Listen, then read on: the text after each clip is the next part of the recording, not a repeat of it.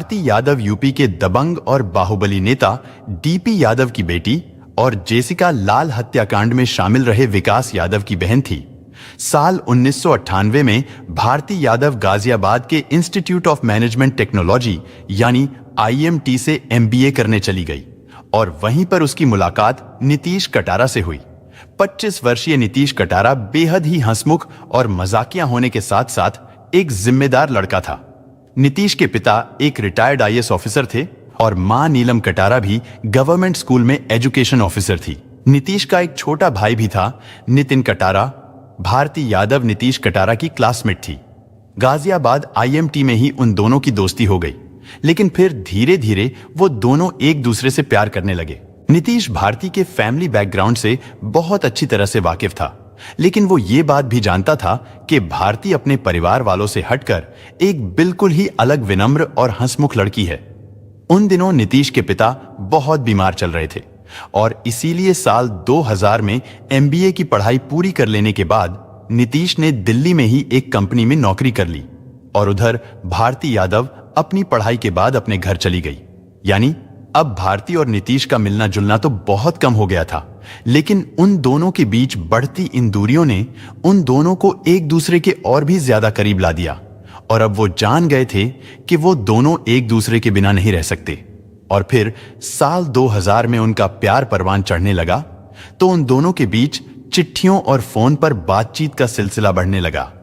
भारती यादव नीतीश के घर कार्ड्स और महंगे महंगे फूलों के गुलदस्ते भेजती थी। शुरू में तो उन गुलदस्तों का साइज छोटा हुआ करता था, लेकिन उनका प्यार गहरा होने के साथ उन गुलदस्तों का साइज भी बढ़ने लगा। और फिर एक दिन नीतीश कटारा ने अपनी मां नीलम कटारा से कहा कि मां, मैं अभी शादी करना तो नहीं चाहता था, लेकिन भारती के पिता उसके लिए लड़का ढूंढ रहे हैं और मैं चाहता हूं कि भारती हमारे ही घर में आए, क्योंकि नीतीश की मां भारती यादव से पहले भी कई बार मिल चुकी थी और नीतीश की मां नीलम कटारा को भी भारती में कोई कमी नहीं दिखती थी, क्योंकि भारती में ना तो अमीर घर के होने का घमंड था और ना ही कोई दिखावा था, बल्कि उसके अंदर शालीनता दिखाई देती थी। यानी उसका स्वभाव अपने परिवार से बिल्कुल अलग था।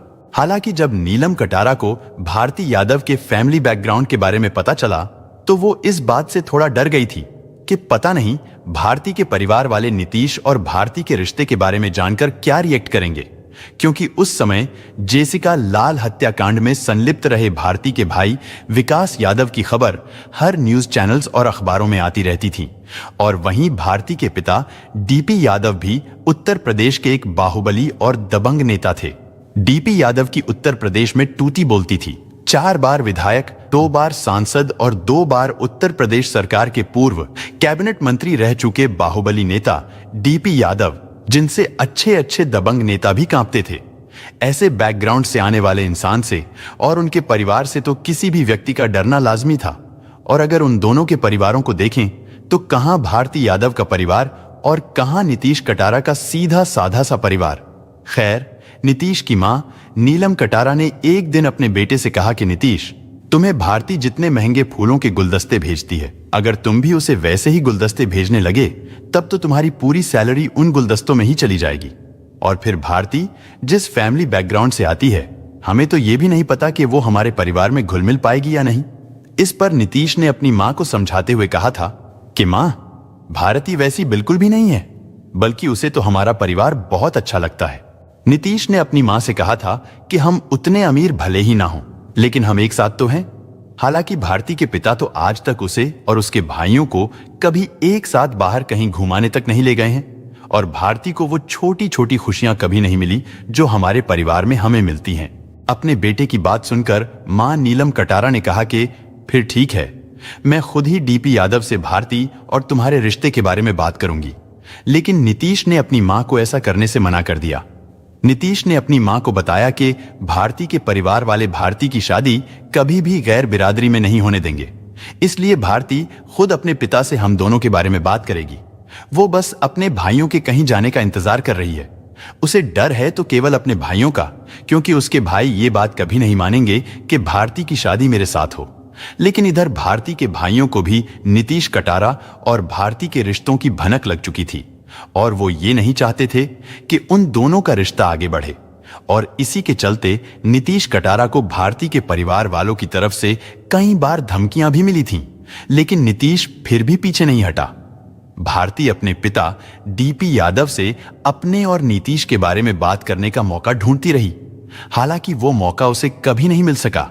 और फिर 16 फरवरी साल 2000 में भारती यादव और नीतीश कटारा दोनों अपने एक कॉमन फ्रेंड शिवानी गौड़ की शादी में गाजियाबाद पहुंचे। और उस शादी में भारती की मां भाई विकास यादव, बहन भावना यादव और भारती का कजिन विशाल यादव भी मौजूद था। विशाल यादव डीपी यादव की बहन का लड़का था और वहीं नीतीश कटारा अपने एक दोस्त भरत दिवाकर के साथ टैक्सी से शादी में पहुंचा था। और फिर विकास और विशाल ने शादी में अपनी बहन भारती को नीतीश के साथ डांस करते, फोटो खिंचवाते और साथ में हंसते मुस्कुराते बातें करते देखा तो वो दोनों अंदर ही अंदर कुढ़ने लगे। और अब विकास यादव को नीतीश कटारा उनके परिवार की प्रतिष्ठा पर लगे दाग की तरह लगने लगा था। और फिर उसी रात विकास और विशाल ने यह मन बना लिया था कि आज इस दाग को हमेशा के लिए धो डालना है, चाहे इसके लिए उन्हें कुछ भी कीमत क्यों ना चुकानी पड़े। इसके बाद विकास और विशाल अपने दोस्तों के साथ शराब पीने चले गए और इधर नीतीश अपने दोस्त भरत दिवाकर के साथ खाना खाने लगा। लेकिन तभी अचानक भारती का कजिन विशाल यादव खाना खा रहे नीतीश कटारा के पास नशे की हालत में पहुंचा और नीतीश से उसका नाम पता पूछने लगा। नीतीश ने विशाल को नशे में धुत देखकर भरत दिवाकर से इशारे में कहा कि मैं जल्दी ही इससे छुटकारा पाकर वापस खाना खाने आता हूं। इसके बाद नीतीश विशाल के साथ चला गया और फिर वहां से विकास और विशाल ने नीतीश को अपने साथ टाटा सफारी में बैठा लिया। उस टाटा सफारी में विकास यादव, विशाल यादव और नीतीश कटारा के अलावा एक और व्यक्ति मौजूद था। उसका नाम था सुखदेव पहलवान। दरअसल सुखदेव पहलवान किराए का हत्यारा था और उसे विकास यादव ने खास तौर पर नीतीश कटारा को मारकर उसकी लाश को ठिकाने लगाने के लिए बुलाया था। इसके बाद वो तीनों नीतीश कटारा को शादी वाली जगह से करीब 80 किलोमीटर दूर बुलंद शहर की खुर्जा जगह पर ले गए। वहां पहुंचकर उन्होंने नीतीश कटारा को कार से नीचे उतारा और हाईवे से थोड़ा हटकर एक सुनसान जगह पर पुल के नीचे ले गए। उसके बाद उन तीनों ने मिलकर नीतीश कटारा को बड़ी ही बेरहमी से पीटना शुरू कर दिया। नीतीश कटारा को बुरी तरह से पीटने के बाद भी उन तीनों का गुस्सा शांत नहीं हुआ। भारती का भाई विकास यादव तो जैसे गुस्से से पागल ही हो गया था। उसका गुस्सा तो भड़कता ही गया। फिर वो गाड़ी से एक हथौड़ा निकाल लाया और उस हथौड़े से नीतीश कटारा को मारने लगा। और जल्दी ही विकास यादव ने विशाल यादव और सुखदेव पहलवान के साथ मिलकर अपने परिवार की प्रतिष्ठा पर लगे दाग को मासूम नीतीश कटारा के खून से धो दिया। इसके बाद उन्होंने अपनी कार से पेट्रोल निकाला और उस पेट्रोल को नीतीश कटारा के ऊपर छिड़ककर आग लगा दी। विकास, विशाल और सुखदेव पहलवान इस घटना को अंजाम देने के बाद फरार हो गए। इधर गाजियाबाद शादी में नीतीश के दोस्त नीतीश को ढूंढने लगे, क्योंकि नीतीश करीब 11-12 बजे के आसपास खाना छोड़कर विशाल यादव के साथ कुछ बात करने निकला था और उसे गए 2-2.5 घंटे बीत गए थे, लेकिन वो अब तक लौटा नहीं था। नीतीश के दोस्तों को उसकी फिक्र हुई तो उन्होंने नीतीश को बहुत ढूंढा, लेकिन वो उन्हें नहीं मिला। इसके बाद रात के करीब 3 बजे भरत दिवाकर नीतीश कटारा के घर पहुंचा और उसने नीतीश की मां नीलम कटारा को बताया कि शादी में खाने की थाली छोड़कर नीतीश किसी लड़के के साथ चला गया था। फिर उसके बाद नीतीश किसी को भी नहीं मिला। नीलम कटारा ये बात सुन के बहुत घबरा गई। उन्होंने तुरंत भारती यादव को फोन किया, लेकिन भारती ने उन्हें बताया कि वो खुद भी कई घंटों से नीतीश को ढूंढ रही है। भारती ने नीलम कटारा से कहा कि उसे कुछ गड़बड़ लग रही है, क्योंकि शायद नीतीश उसके भाई विकास और विशाल के साथ जाते हुए देखा गया था। भारती ने नीतीश की मां नीलम कटारा को अपने पिता डीपी यादव का फोन नंबर दिया और कहा कि आप एक बार पापा से बात करो। नीलम कटारा ने तुरंत डीपी यादव को फोन किया, लेकिन डीपी यादव ने फोन नहीं उठाया। भारती ने एक बार फिर से नीलम कटारा को फोन किया और नीलम कटारा को पुलिस में कंप्लेंट दर्ज कराने को कहा। और जब सुबह होने तक भी नीतीश का कुछ पता नहीं चला तो थक हार कर नीलम कटारा ने गाजियाबाद के कविनगर थाने में जाकर अपने बेटे के लापता होने की रिपोर्ट लिखवाई। साथ ही उन्होंने पुलिस को यह भी बताया कि मेरा बेटा नीतीश आखिरी बार डीपी यादव के बेटे और भांजे के साथ देखा गया था। इसके बाद 17 फरवरी को एक व्यक्ति को खुर्जा शहर के उस सुनसान पुल के नीचे बहुत ही खराब स्थिति में पड़ी हुई एक लाश दिखाई दी। उसने तुरंत पुलिस को सूचना दी। इसके बाद पुलिस तुरंत खुर्जा शहर पहुंची तो पुलिस के सामने जमीन पर औंधे मुंह पड़ी हुई बुरी तरह से जली एक लाश थी। कविनगर पुलिस स्टेशन में नीतीश की गुमशुदगी की रिपोर्ट दर्ज होने के कारण पुलिस ने 20 फरवरी को नीलम कटारा को उस लाश की पहचान करने के लिए बुलाया। इसके बाद नीलम कटारा अपने परिवार के साथ उस लाश की शिनाख्त करने पहुंची। हालांकि उस लाश की हालत ऐसी नहीं थी कि कोई उसे देखकर यह बता पाता कि यह लाश किसकी है, लेकिन नीलम कटारा एक मां थी। उस शव का एक बायां हाथ ही ऐसा था जो जलने से बच गया था और नीलम कटारा उस हाथ को देखते ही पहचान गई थी कि यह उनके बेटे नीतीश की ही लाश है। और लाश के पास से एक घड़ी भी मिली थी जो नीतीश कटारा की ही थी। अपनी आंखों के सामने अपने बेटे की लाश को देखकर नीलम कटारा की आंखों के सामने अंधेरा छा गया। उन्हें ऐसा लगा कि उनकी पूरी दुनिया ही खत्म हो चुकी है, लेकिन फिर जल्दी ही उन्होंने खुद को संभाल लिया और उन्होंने मन ही मन यह प्रण कर लिया था कि वो अपने बेटे को न्याय जरूर दिलाएगी और नीतीश के हत्यारों को फांसी के फंदे तक ले जाएगी। वो समझ गई थी कि अगर वो अभी टूट गई तो वो अपने बेटे को कभी न्याय नहीं दिला पाएंगी। नीलम कटारा ने उसी हालत में अपने फैमिली डॉक्टर से पूछा कि दिल्ली में डीएनए टेस्ट कहां होता है, क्योंकि वो ये नहीं चाहती थी कि उनके बेटे का केस भी जेसिका लाल हत्याकांड की तरह ही ना हो जाए, जिसमें फोरेंसिक रिपोर्ट ही बदल दी गई थी। और उन्हें डर था कि दोषियों को बचाने के लिए कहीं लाश को ही ना बदल दिया जाए, जिसके बाद डीएनए टेस्ट का कोई मतलब ही नहीं रह जाता। इसीलिए उन्होंने पुलिस से कहा कि ये लाश दिल्ली ले जाई जाएगी, ना कि गाजियाबाद। और बड़ी कोशिशों के बाद नीतीश के शव को दिल्ली लाया गया। इसके बाद उस शव का नीलम कटारा से डीएनए मैच कराया गया और जिससे यह कंफर्म हो गया था कि लाश नीतीश कटारा की ही है, क्योंकि आरोपी यूपी के एक बाहुबली नेता डीपी यादव के घर के थे। इसलिए जल्दी ही यह मामला मीडिया में फैल गया। इधर पुलिस के ऊपर बहुत दबाव था, क्योंकि एक आरोपी विकास यादव एक बाहुबली नेता डीपी यादव का बेटा था, तो वहीं दूसरा आरोपी विशाल यादव उनका भांजा था। और दूसरी तरफ पुलिस पर इस केस को जल्दी सॉल्व करने का भी दबाव पड़ रहा था। एक तो मीडिया का प्रेशर था और दूसरा नीलम कटारा के परिवार में अधिकतर लोग अधिकारी रैंक के थे, तो उनका दबाव भी पुलिस के ऊपर बढ़ रहा था। शादी वाली रात यानी 17 फरवरी की रात को कुछ लोग ऐसे भी थे जिन्होंने नीतीश कटारा को विकास यादव, विशाल यादव और एक तीसरे व्यक्ति के साथ टाटा सफारी में बैठकर जाते हुए देखा था। पुलिस ने उन लोगों के बयान लिए और फिर पुलिस विकास यादव, विशाल यादव और उस तीसरे व्यक्ति जो कि सुखदेव पहलवान था, उसकी खोजबीन में लग गई। और फिर 11 मार्च 2002 को पुलिस ने नीतीश कटारा हत्याकांड में इस्तेमाल की गई कार को बरामद कर लिया। इसके बाद 23 अप्रैल 2002 को पुलिस ने मध्य प्रदेश के डबरा रेलवे स्टेशन से विकास और विशाल को भी अरेस्ट कर लिया। और तो और विकास और विशाल ने 25 फरवरी को पुलिस के सामने अपने जुर्म को भी स्वीकार कर लिया था और उन दोनों के इकबाले जुर्म को रिकॉर्ड भी किया गया। हालांकि कोर्ट में विकास यादव और विशाल यादव अपने बयान से पलट गए थे और एक न्यूज चैनल तो उस रिकॉर्डिंग को पाने में कामयाब भी हो गया था और उसने उस रिकॉर्डिंग को चलाया भी था। लेकिन कहा जाता है कि किसी प्रेशर की वजह से वो रिकॉर्डिंग फिर किसी चैनल पर दोबारा नहीं चलाई गई। यहां तक कि 23 अप्रैल 2002 को विकास यादव और विशाल यादव ने जिस पुलिस इंस्पेक्टर अशोक भदौरिया के सामने ये स्वीकार किया था कि नीतीश की हत्या उन्होंने ही की है, वो इंस्पेक्टर भी कोर्ट में अपने बयान से पलट गए थे, जबकि शुरुआत में उन्होंने भी कहा था कि कत्ल विकास और विशाल ने ही किया है। ये तो छोड़िए, इंस्पेक्टर अशोक भदौरिया ने उस कांस्टेबल ब्रिजमोहन मिश्रा का बयान भी जज के सामने पेश नहीं किया, जो विकास और विशाल के कन्फेशन के चश्मदीद गवाह थे, क्योंकि ये मामला गाजियाबाद कोर्ट में चल रहा था। इसलिए डीपी यादव पैसे और पावर से अपने बेटे और भांजे को बचाने में लगे थे। उधर नीलम कटारा को विकास और विशाल यादव के खिलाफ केस लड़ने के लिए कोई वकील ही नहीं मिल रहा था, और अगर मिल भी रहा था तो डीपी यादव उन्हें खरीद ले रहे थे। और ये पैसों और राजनीतिक रसूख की ही देन थी जो नीलम कटारा के वकील ने इस केस की सबसे अहम गवाह भारती यादव को जानबूझकर गवाहों की लिस्ट से बाहर कर दिया था। वहीं साल 2002 से साल 2004 तक विकास यादव को छोटी छोटी बातों पर करीब 66 बार बेल मिली और नीलम कटारा ये अच्छे से जान चुकी थी कि अगर इस केस को जल्दी ही यूपी से बाहर ट्रांसफर नहीं कराया गया तो उनके बच्चे को न्याय मिल पाना असंभव हो जाएगा।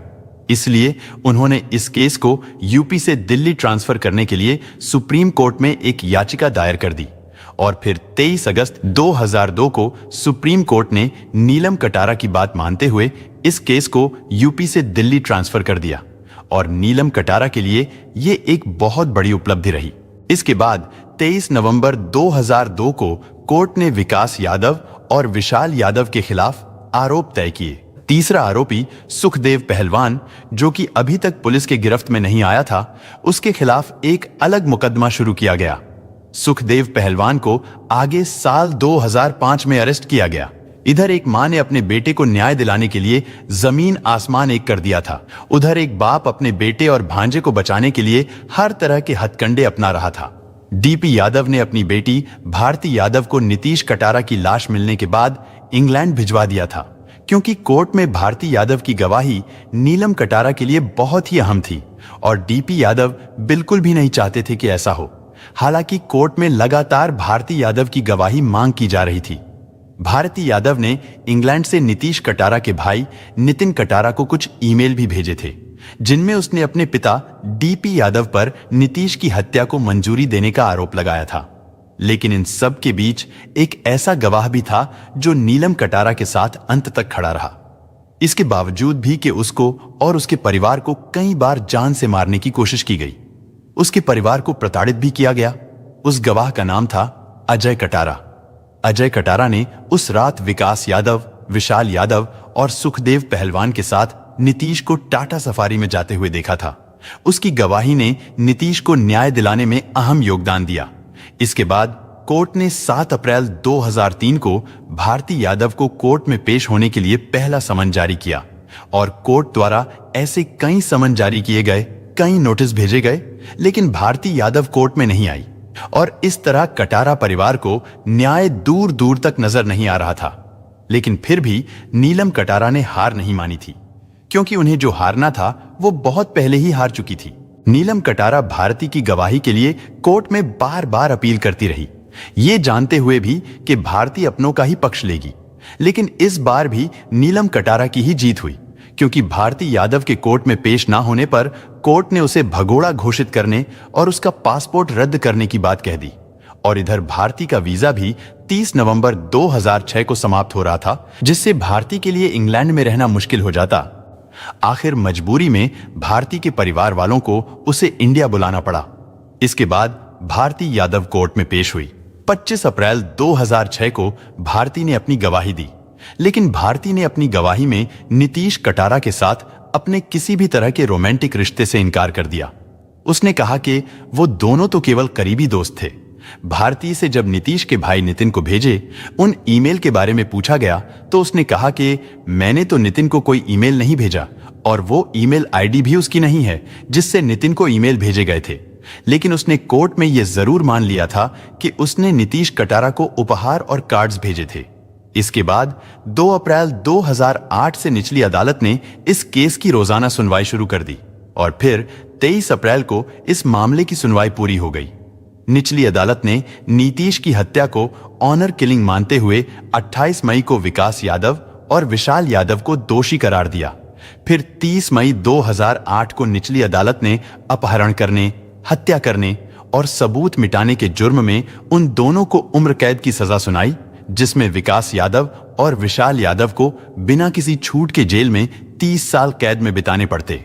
और वहीं 10 जुलाई 2011 को निचली अदालत ने नीतीश कटारा हत्याकांड के तीसरे दोषी सुखदेव पहलवान को भी उम्र कैद की सजा सुनाई, जिसमें सुखदेव पहलवान को भी बिना किसी छूट के 25 साल कैद में रहना था। निचली अदालत के इस फैसले के बाद नीलम कटारा दोषियों के लिए फांसी की सजा की मांग को लेकर दिल्ली हाई कोर्ट में पहुंची और उधर विकास और विशाल भी उम्र कैद की सजा के खिलाफ हाई कोर्ट पहुंचे। लेकिन हाई कोर्ट ने भी लोअर कोर्ट के फैसले को सही ठहराया और ये माना कि नीतीश की हत्या ऑनर किलिंग ही थी। हाई कोर्ट ने यह भी माना था कि यह अपराध रेयरेस्ट ऑफ रेयर की श्रेणी में आता है, लेकिन हाई कोर्ट ने अपराधियों को यह कहते हुए फांसी से बचा दिया कि दोषियों में अभी भी सुधार की गुंजाइश है। और दिल्ली हाई कोर्ट ने भी 2 अप्रैल 2014 को लोअर कोर्ट के फैसले को बरकरार रखते हुए विकास यादव और विशाल यादव को बिना किसी छूट के 30 साल कैद और सुखदेव पहलवान को भी बिना किसी छूट के 25 साल कैद की सजा सुना दी। लेकिन एक बार फिर से नीलम कटारा दोषियों को फांसी की सजा दिलाने के लिए सुप्रीम कोर्ट पहुंची, लेकिन सुप्रीम कोर्ट ने उनकी मांग को ठुकरा दिया। लोअर कोर्ट और हाई कोर्ट ने माना था कि यह मामला ऑनर किलिंग का था, लेकिन सुप्रीम कोर्ट ने ऐसा मानने से इनकार कर दिया। सुप्रीम कोर्ट ने यह भी कहा कि यह मामला रेयरेस्ट ऑफ रेयर की श्रेणी में नहीं आता है। इसके बाद 3 अक्टूबर 2016 को सुप्रीम कोर्ट ने लोअर कोर्ट, हाई कोर्ट द्वारा दोषियों को दी गई सजा को कम करते हुए विकास और विशाल को बिना किसी छूट के 25-25 साल की सजा और सुखदेव पहलवान को भी बिना किसी छूट के 20 साल की सजा सुनाई। खैर, जो भी हो, अंत में सत्य की ही जीत हुई और एक मां की जीत हुई। सलाम है ऐसी मां को जो तमाम मुश्किलों और धमकियों के बावजूद भी अपने बेटे को न्याय दिलाने के लिए खड़ी रही। दोस्तों, इस घटना को सुनाने का उद्देश्य किसी का दिल दुखाना नहीं है, किसी को परेशान करना नहीं, बल्कि आपको जागरूक करना है, आपको सचेत करना है। दोस्तों, इस पूरी घटना के बारे में आपकी क्या राय है, कमेंट बॉक्स में जरूर बताएं। और अगर हमारी मेहनत पसंद आई हो तो इस वीडियो को लाइक करते हुए शेयर भी करें। अगर आपने अब तक चैनल को सब्सक्राइब नहीं किया है तो हमारे चैनल को सब्सक्राइब कर लीजिए। धन्यवाद।